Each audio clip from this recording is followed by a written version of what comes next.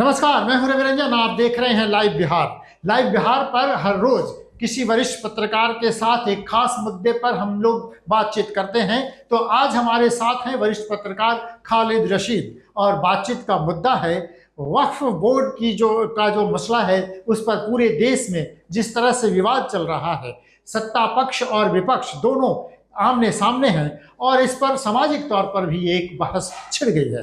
तो आखिर ये वक्फ का विवाद क्या है और ये वक्फ संशोधन विधेयक 2024 जो सदन में पेश हुआ है, जिस पर जेपीसी कमेटी बन गई है, उसमें क्या कुछ है, किन मुद्दों पर विवाद चल रहा है और आखिर उसका हल क्या होने वाला है, इसी पर हम लोग बातचीत कर रहे हैं। हमारे साथ हैं वरिष्ठ पत्रकार खालिद रशीद। तो सबसे पहले खालिद भाई का बहुत बहुत स्वागत है लाइव बिहार के इस कार्यक्रम में।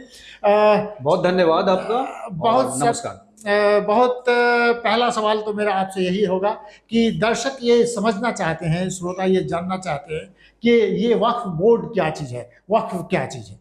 देखिए, वक्फ अरबिक शब्द है जिसका अर्थ होता है समर्पण करना या रोकना। और जैसा कि आप नाम से ही प्रतीत हो रहा है कि समर्पित कर दिया जाता है एक काउस के लिए, धार्मिक काउस के लिए। जब कोई बड़ा व्यक्ति जिसके पास संपत्ति हो, वो धार्मिक कार्यों के लिए, लोगों के हित में कार्य करने के लिए, है ना, धन को या अचल संपत्ति उसको दान कर देता है ना, या उसको वो विल कर देता है कि हमारे जाने के बाद जो है ये धर्मार्थ कार्यों में इसका इस्तेमाल किया जाएगा। तो इसको कहते हैं, ये है वक्फ। और ये जो करने वाला है उसको कहते हैं वाकिफ। जी हाँ। तो बेसिकली ये हमारे यहाँ बहुत समय से चला आ रहा है। ये तो मैंने जैसा हमारे पास है कि 1954 में पहली बार वक्फ बोर्ड अधिनियम बना। अधिनियम की बात करें तो 1954, लेकिन वक्फ तो पहले से है। जब से धर्म की स्थापना है, तब से वक्फ का वक्फ है। और वो जो लोग इसको कंडक्ट करते हैं, माने जिनको ये जमीन मिली, जिनको ये कहा गया कि आप इसको इस काम में लगाइए, वो वक्फ बोर्ड बना, धीरे धीरे बना। 1995 में एक नया वक्फ बोर्ड अधिनियम तैयार किया गया। बाद में हम आपको ये जानना चाह रहे हैं कि दर्शकों को ये बताते हुए कि पूरे देश में वक्फ बोर्ड के पास 8 लाख एकड़ जमीन है। कहा यह जा रहा है कि राजधानी दिल्ली जितनी बड़ी है उसके 3 गुना जमीन वक्फ बोर्ड के पास है। अब विवाद का मसला ये है, कहा यह जा रहा है कि वक्फ बोर्ड की जमीन पर माफियाओं का राज है, उनका कब्जा है, लेकिन असल में विवाद क्या है, ये हम खालिद भाई से जानना चाहते हैं। देखिए, ये बात तो बिल्कुल सही है कि वक्फ की जो संपत्ति है बहुत बड़ी संपत्ति है। और कहा यह भी जा रहा है कि जो रेलवे है उसके पास जितनी जमीन है, उसके बाद दूसरे नंबर पर वक्फ आता है। रक्षा मंत्रालय और रेलवे, रेलवे के बाद जो है आता है वक्फ की संपत्ति है। तो इतनी बड़ी संपत्ति है जिसका इस्तेमाल धार्मिक कार्यों में किया जाना है, यानी गरीबों की सहायता, है ना। यहाँ पे क्योंकि धर्म का मामला ये है कि भाई ये जो है मतलब अन्य लोगों की बहुत स्पष्ट कर देना चाहिए ना। वक्फ का मतलब ये है कि जो मुस्लिम्स हैं, मुस्लिम धर्म को मानने वाले लोग हैं, जो उनकी सहायता ये मैं देख रहा था कि उनके लिए शिक्षण संस्थान, मस्जिद, कब्रिस्तान, रैन बसेरा इत्यादि बनाने के काम में, उपकार के जो कार्य होते हैं, धर्मार्थ जो कार्य होते हैं, तो इनके लिए कौन सा वर्ग जो वहां पे वंचित वर्ग है ना, जिनकी आर्थिक क्षमता वैसी नहीं है, उनको आर्थिक मदद देना, जो अपने एडुकेशन में पीछे हो गए हैं उनकी एडुकेशन की व्यवस्था करना, जो परित्यक्त महिलाएं हैं उनकी सहायता करना, वैसी गरीब महिलाएं जिनकी बच्चियां जिनकी शादी नहीं हो रही हैं उनकी शादी करवाना, कब्रिस्तान, मस्जिद, मदरसा, ये तो आप जानते ही हैं। तो ये जो उपकार के कार्य हैं उसको करने के लिए मोटिव जो होता है वक्फ का यही होता है। वक्फ करने वाला यही सोचकर वक्फ करता है। लेकिन यथार्थ में क्या होता है, जो प्रैक्टिकली जो हम लोग देखते हैं वो यही होता है कि जो लोग जो समर्थवान है, जो बलवान है, वो तो जमीन पर कब्जा कर लेते हैं, वो उस संपत्ति पे हावी हो जाते हैं, कब्जा कर लेते हैं। तो उनका कब्जा ना हो इसलिए ये वक्फ बोर्ड अधिनियम है 1954 में बना फिर 1995 में उसमें कुछ बदलाव किए गए, 2013 में भी बदलाव किए गए उसमें, है ना। और अब जो नया अधिनियम आ रहा है, जो उसको जेपीसी के पास भेजा गया है, अब डिस्कशन होगा कि सारे दल जो हैं वो मिल बैठकर उस पर विचार विमर्श करेंगे। तो एक मुद्दा ये भी है कि भाई इस पे पहले विचार विमर्श क्यों नहीं होता, कि अभी इसको जो है ज्वाइंट पार्लियामेंट्री कमेटी को भेजा जा रहा है, पहले क्यों नहीं हुआ? पहले भी होना चाहिए।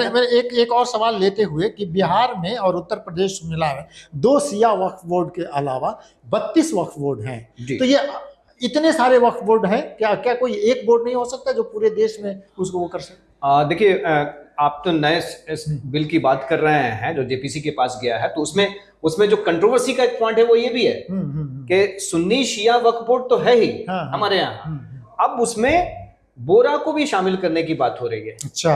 आगा खानी जो है उनको भी शामिल करने की बात हो रही है, तो इस पे भी लोगों की आपत्ति है कि भाई हमारा बोर्ड तो है ही, और बहुत सारे लोग जो हैं वो बोरा को अपने समुदाय में नहीं मानते, आगा खानी को भी नहीं मानते। तो ये सब जो कंट्रोवर्सी का बिंदु है वो यही सब है। तो आगे आप पूछें तो मैं और बातें मेरे एक सवाल था कि जो विवाद है जिसको मैं देख रहा था, उसमें हमको पता चला कि इस अधिनियम में जो 2013 के बाद मैंने असीमित शक्ति वक्फ बोर्ड को अधिकार दे दिया गया। उसमें विवाद जो है उसमें सेक्शन 40 पर ज़्यादा विवाद है, और उसमें मैं देख रहा था कि 2022 में तमिलनाडु के वक्फ बोर्ड ने एक पूरे गांव को उस पर एक दावा किया कि यह वक्फ बोर्ड की जमीन।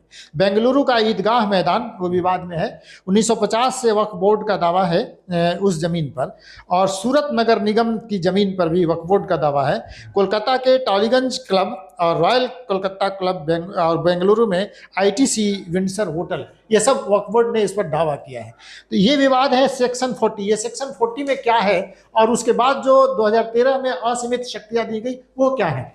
देखिए, सेक्शन 40 जो है वो अनियमित जो अनियंत्रित जो अधिकार दे देता है कि भाई वक्फ बोर्ड किसी भी जमीन को अपना कहकर, अच्छा, वो कर सकता है ना, कि ये वक्फ की जमीन है ना, और वो अपने नियंत्रण में वो ले सकता है। वक्फ बोर्ड को असीमित अधिकार इस माने में मिले हुए हैं कि भाई पहले जो नियम थे उसमें वो उसके अधिकारों में को चैलेंज आप नहीं कर सकते हैं, हाई कोर्ट में भी और सुप्रीम कोर्ट में भी, है ना। तो समस्या ये हुई कि किसी भी जमीन को, हाँ, वो कह सकते हैं कि भाई ये वक्फ बोर्ड की जमीन है। तो ये जो विवाद है, लेकिन इसमें सिलेक्टिव अप्रोच है। अच्छा, ये इसमें सिलेक्टिव अप्रोच ये है कि आप जिन प्रॉपर्टीज की बात कर रहे हैं जिस पे कंट्रोवर्सी हो रहा है, वही प्रॉपर्टी तो नहीं है। हाँ, और भी है, और भी बहुत सारी प्रॉपर्टी हैं। तो जो करीब जो प्रॉपर्टी की संख्या के एतबार से देखें तो 3.5 लाख से ज्यादा प्रॉपर्टीज ऐसी हैं पूरे देश में केंद्रीय स्तर पे। उसमें से 19,000 से ज्यादा ऐसी प्रॉपर्टी हैं जिन पे कोर्ट केसेस चल रहे हैं, ठीक है। उसके बाद वक्फ के अंदर भी बहुत सारे केसेस चल रहे हैं, 12,000 के आसपास लगभग, मतलब आंकड़े जो हैं वो लगभग इसीलिए लगा देना चाहिए क्योंकि स्पष्टता होनी चाहिए कि एक्यूरेट अगर आप नहीं दे पा रहे हैं तो लगभग लगा दीजिए। लेकिन ये कहने का मतलब अर्थ ये है कि इतना बड़ा ये मामला है, अंदर में भी विवाद सारे चल रहे हैं। तो सेक्शन 40 को लेकर ये है कि भाई इस संशोधन जो विधेयक अभी लाया गया जो जेपीसी के पास है, उसमें ये इस पे रिस्ट्रिक्शन है कि 2013 में जो वक्फ बोर्ड को अधिकार दिए गए हैं उसमें कटौती करने का प्रस्ताव, इसी पे आपत्ति हो रही है। जो विपक्ष है वो इस पे आपत्ति कर रहा है कि भाई आप वक्फ बोर्ड को मजबूत कर रहे हैं या वक्फ बोर्ड को कमजोर कर रहे हैं, है ना। और देखिए, वक्फ की संपत्ति मैंने पहले ही स्पष्ट कर दिया, वक्फ की संपत्ति किस लिए इस्तेमाल करनी है? धार्मिक कार्यों में इस्तेमाल करनी है, लोगों के हित में इस्तेमाल करनी है, और स्पष्ट तौर पे जो मुस्लिम वर्ग के लोग हैं, है ना, उनके इसमें इस्तेमाल करनी है। लेकिन यहाँ पे क्या हो रहा है, अब जो आपत्ति जिन बिंदुओं पर वो ये है कि भाई इसमें पहले जो वक्फ बोर्ड का था तो उसमें असीमित अधिकार वाली बात तो सही है, असीमित तो होने नहीं चाहिए। प्रबंधन और उसकी निगरानी नियंत्रण, ये कौन कर रहा है, किसके हाथ में? ये जो है सरकार का काम है। बाकी जो मामला है वो क्या है, वो ऑटोनोमस है। ऑटोनोमस है। जो मुस्लिम प्रॉपर्टी है तो उसकी जो मतलब देखभाल है या उसको किस तरह से इस्तेमाल करना, ये निर्णय तो हाँ, मुस्लिम ये वर्ग तो के लोगों को मिलना हाँ, चाहिए। उनको मिलना तो चाहिए। ये जो नया संशोधन है इसमें क्या किया जा रहा है कि इसमें जो गैर मुस्लिम है उनको भी शामिल किया जाएगा। अच्छा। हाँ, महिलाओं को भी शामिल किया जाएगा, है ना। महिलाएं तो चलिए महिलाएं बहुत कंधे से कंधा मिलाकर आगे बढ़ रही हैं, है ना। तो इसमें अब इस पे लोग ऑब्जेक्शन कर रहे हैं कि भाई प्रॉपर्टी मुसलमानों की है, प्रॉपर्टी वक्फ किया मुसलमान ने, प्रॉपर्टी को इस्तेमाल किसके लिए करना है, मुसलमानों के लिए, तो निर्णय गैर मुस्लिम को देने की क्या जरूरत है, जब ऊपर में जो संस्था है जो निगरानी के लिए है ना। राज्यों में राज्य बोर्ड जो काम करता है वो सरकार के नियंत्रण में काम करता है, केंद्र में जो नियामक बोर्ड है वो केंद्र के नियंत्रण में काम करता है। तो जब ऊपर से निगरानी ऑलरेडी है तो बोर्ड में सदस्य के तौर पे इनको शामिल करने की क्या आवश्यकता है। ये बड़ी आपत्ति है, बहुत बड़ी आपत्ति इस पे है। और खुले तौर पे इसमें बात होनी चाहिए, इसमें कोई ये नहीं है, खुले तौर पे बात होनी चाहिए कि संपत्ति जब उनकी है तो अधिकार उन्हीं को होना चाहिए। और अगर आप हमसे पूछेंगे कि भाई ये ऐसा क्यों, इसमें सेकुलरिज्म नहीं दिखता है ना। तो सेकुलरिज्म, बाप की संपत्ति अगर बाप अपने से खुद स्वयं बांट रहा है तो किसी तरह की कोई कंट्रोवर्सी तो होती नहीं है ना। ज्यादातर मामले में अपवाद वहां होते हैं, अगर बाप पिता अगर जीवित है और वो अपने बच्चों के बीच में संपत्ति का बंटवारा अपने समय में कर देता है तो वो मामला कोर्ट में नहीं जाता है ना। तो इसी तरह यहाँ पे भी स्थिति है कि भाई जिनकी कम्युनिटी की है, उन्होंने दिया, कम्युनिटी के लोग अगर वो उसको तय करें, आप ये नियंत्रण उस पर जरूर रखिए कि यहाँ पे गड़बड़ शड़बड़ नहीं है, कोई गलत हाथों में न जाए, गलत हाथों में न जाए, उसका गलत इस्तेमाल न हो, ये कर सकते। और वक्फ की संपत्ति अगर किसी कम्युनिटी के वेलफेयर का काम अगर हो रहा है, रवि जी, मुसलमानों के वेलफेयर का काम हो रहा है, मुस्लिम बच्चियां अगर पढ़ाई जा रही हैं वक्फ की संपत्ति का इस्तेमाल करते हुए, उस पे कॉलेज खोले जा रहे हैं, उस पे अस्पताल बनाए जा रहे हैं, है ना, उस पे कब्रिस्तान बनाया जा रहा है, उस पे मस्जिदें बनाई जा रही हैं, मदरसे बनाए जा रहे हैं, तो अगर एक कम्युनिटी का हेल्प होता है तो क्या पूरे समाज का हेल्प नहीं होता है ना। अगर अम्ब्रेला को आप बड़ा करें तो अम्ब्रेला बनता कैसे है, अम्ब्रेला बनता है अलग अलग, अनेक अलग अलग जोड़ के फिर बनाते हैं। तो एक वर्ग अगर पिछड़ा रह गया तो ये वास्तव में काम किसका हो रहा है। अगर वक्फ बोर्ड सही ढंग से काम करे, असली प्रश्न यही है कि वो न्यायपूर्ण ढंग से काम करे, सही ढंग से काम करे तो रिजल्ट तो बढ़िया आएगा ही, तो ये एक समाज आगे बढ़ेगा। आपको क्या लगता है कि ये इसमें राजनीति हो रही है? राजनीति तो है, राजनीति तो है, क्योंकि बदलाव तो होना ही चाहिए। बदलाव किस लिए होना चाहिए? बेहतर करने के लिए। बदलाव इसलिए नहीं होना चाहिए, अगर मैं कहूं कि आप अपना बदलाव के नाम पे अपना पैंट शर्ट की जगह पहन लें और शर्ट पैंट की जगह पहन लें, तो ये बदलाव आपको स्वीकार होगा? नहीं होगा। बदलाव तो ये है कि भाई ये हमारा अगर ड्रेस शर्ट है ढीला ढाला है तो हम उसको थोड़ा सा टाइटन अप कर लें, हाँ, कहीं पे गंदगी है उसकी या कॉलर छोटे हैं तो उसको हम ठीक कर लें, ये बदलाव है। आपको क्या लगता है सरकार ने अभी ये बिल इसको क्यों ले आई सरकार? और जिस तरह से आप देख रहे हैं कि जनता दल यू इस बिल के पक्ष में खड़ी है, तो बिहार की राजनीति में भी और केंद्र की राजनीति में भी इसमें दो पक्ष तो निश्चित रूप से हैं, लेकिन जदयू जैसी पार्टियां और ये सब इसके पक्ष में खड़ी हो गई। क्या दिख रहा है, कोई गड़बड़ है या ऐसे कोई राजनीति हो रही है? देखिए, विडंबना यही है कि हमारे देश में जो है इन मुद्दों पर राजनीति होती है। राजनीति का विषय हमारे यहाँ जन कल्याण होना चाहिए, ऐसी पॉलिसीज जो होनी चाहिए जिस पे राजनीति की जानी चाहिए। इन मुद्दों पर राजनीति की आवश्यकता है नहीं, लेकिन विडंबना यही है कि एक बड़ा वर्ग जो है इससे जुड़ जाता है ना, और ये दिखाने का प्रयास होता है कि हाँ हम इस वर्ग के लिए कर रहे हैं, ठीक है, और इसके अगेंस्ट अगर ये जाता हुआ तो दूसरा जो है वर्ग जो है वो प्रसन्न होता है, खुश होता है और उससे कुछ लाभ मिलने की उम्मीद होती है। क्या वक्फ बोर्ड को अपने कब्जे में लेने की या क्या वक्फ बोर्ड को खत्म करने की ये साजिश है? मैं ऐसा नहीं कहता, ये राजनेता ही कहेंगे। साजिश या बाकी बातें जो हैं कम्युनिटी को डिच करना या साजिश है, ये इनको छोड़ दीजिए, राजनेताओं को करने दीजिए। हम पत्रकार हैं, हमारा काम है आकलन करना। ये संशोधन विधेयक इस समय जो लाया गया है, इसकी जरूरत है या नहीं, ये सब प्रश्न आप हमसे ये सवाल, ये प्रश्न कीजिए। जरूरत है, मैंने जैसे पहले कहा कि हर चीज को बदलाव की जरूरत पड़ती है, समय के अनुसार उसमें बदलाव किए जाने चाहिए, लेकिन वो बदलाव ऐसा नहीं होना चाहिए विचित्र जैसा बदलाव कि वो पहले से चीजें खराब हो जाए। उसको हमको बेहतर बनाना है, और ऐसे प्रश्नों में कंट्रोवर्सी को हमें टालना चाहिए। तो ये बदलाव तो होना चाहिए, संशोधन की जरूरत है।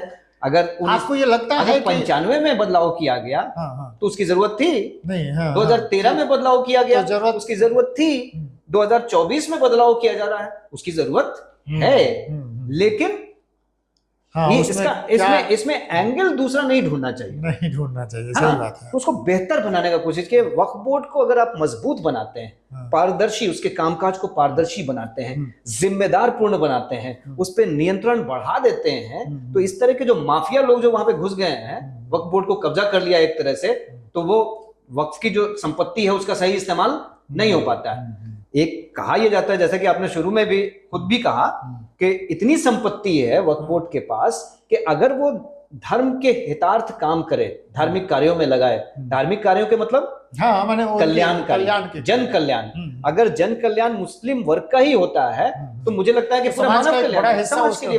अगर कोई मुस्लिम महिला की शादी हो जाती है, बच्ची की शादी हो जाती है, जिसकी शादी नहीं हो रही है, तो समाज का काम है ये, मेरा काम है कि एक आखिर ना कोई बात हुई होगी, कुछ तरह का दिख रहा होगा कि ये बदलाव मैंने 13 के बाद 2024 में करने की जरूरत पड़ी, और ये जरूरत पड़ी इसका माने कि निश्चित रूप से इस पर कब्जा है, या निश्चित रूप से इस पर कुछ खास वर्ग जो है वो हावी हो गए हैं और इसको अपने उसमें रखे हुए हैं। सरकार उस पर सरकार कह रही है कि हम उसको पारदर्शी बनाना चाहते हैं। यही अच्छी बात है। मैं यही कह रहा था कि उद्देश्य हमारा ये होना चाहिए कि काम बोर्ड कैसे काम कर रहा है उसको हम पारदर्शी बनाएं, उसको हम जिम्मेदार बनाएं, जो प्रॉपर्टी है उसके पास वो आइडियल ऐसी रखी ना रह जाए, अनावश्यक रूप से वो कब्जे में नहीं चले जाए। अगर कब्जे में है तो हम उसको मुक्त कराएं और उस रिसोर्स को हम इस्तेमाल करें इस वर्ग के डेवलपमेंट के लिए, विकास के लिए, जो उसका मकसद है, जो उसका। आपको लगता है कि ये हो पाएगा? मैंने जेपीसी में तो गई है बातचीत और